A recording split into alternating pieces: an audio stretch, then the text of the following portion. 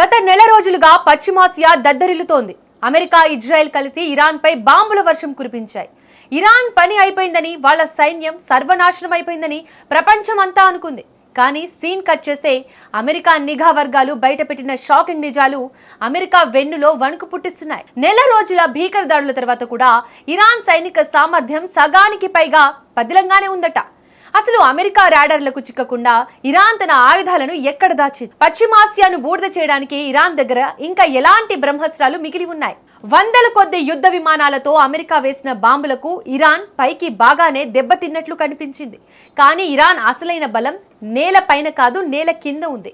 అవును, దశాబ్దాలుగా ఇరాన్ పర్వతాల కింద భూగర్భంలో వేలాది కిలోమీటర్ల మేర భారీ సొరంగాలు, గుహలను నిర్మించింది. తమ అత్యంత ప్రమాదకరమైన ఆయుధాలను ఆ చీకటి గుహల్లోనే దాచింది. దాంతో అమెరికా వేసిన బాంబుల నుంచి అవి సులభంగా తప్పించుకున్నాయి. నిఘా వర్గాల లెక్కల ప్రకారం ఇరాన్ వద్ద ఉన్న సగానికి పైగా బాలిస్టిక్ క్షిపణి లాంచర్లు, వేలాది సూసైడ్ డ్రోన్లు ఇంకా భూగర్భంలోనే భద్రంగానే ఉన్నాయి.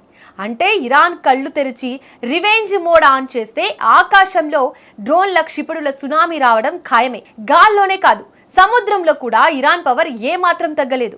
దాడుల్లో ఇరాన్ రెగ్యులర్ నావికా దళం దెబ్బతిన్న మాట వాస్తవమే.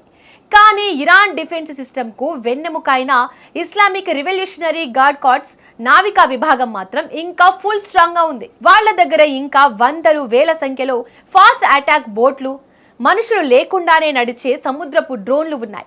వీటికి తోడు ప్రపంచ చమురు రవాణాలో అత్యంత కీలకమైన హార్ముజ్ జలసంధిని ఏ క్షణమైనా బ్లాక్ చేయగల శక్తివంతమైన కోస్టల్ క్రూయిజ్ క్షిపణులు ఇరాన్ తీరంలో లాక్ చేసి ఉన్నాయి. ఒక్క కనుసైగ చేస్తే ప్రపంచ చమురు మార్కెట్ కుప్పకూలిపోవడం, గ్లోబల్ ఎకానమీ షేక్ అవ్వడం ఖాయం. పశ్చిమాసియా అంతటా భారీ విధ్వంసం సృష్టించడానికి ఇరాన్ ఇంకా పూర్తి సన్నద్ధంగానే ఉందనేది అమెరికా నిఘా వర్గాలు ఇచ్చిన సమాచారం.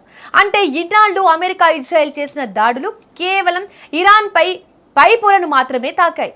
ఇరాన్ అసలైన పవర్ ఆ భూగర్భ సొరంగాల్లో ఇంకా నిద్రపోతోంది. ఒకవేళ ఇరాన్ గనుక ఆ టన్నెల్స్ తలుపులు తెరిచి తన దగ్గర మిగిలి ఉన్న వేలాది డ్రోన్లు, మిస్సైల్స్ తో ఒక్కసారిగా విరుచుకుపడితే అమెరికా ఆధునిక డిఫెన్స్ సిస్టమ్స్ కూడా వాటిని ఆపలేవు. నెల రోజుల పాటు అమెరికా లాంటి అగ్రరాజ్యం భీకరంగా దాడి చేసిన ఇరాన్ తన అసలు బలాన్ని దాచుకోవడం చూస్తుంటే ఈ యుద్ధం ఇప్పుడప్పుడే ముగిసేలా లేదు. అమెరికా వ్యూహాలకు ఇరాన్ తన అండర్ గ్రౌండ్ టెక్నిక్ తో చెక్ పెట్టిందనే చెప్పాలి.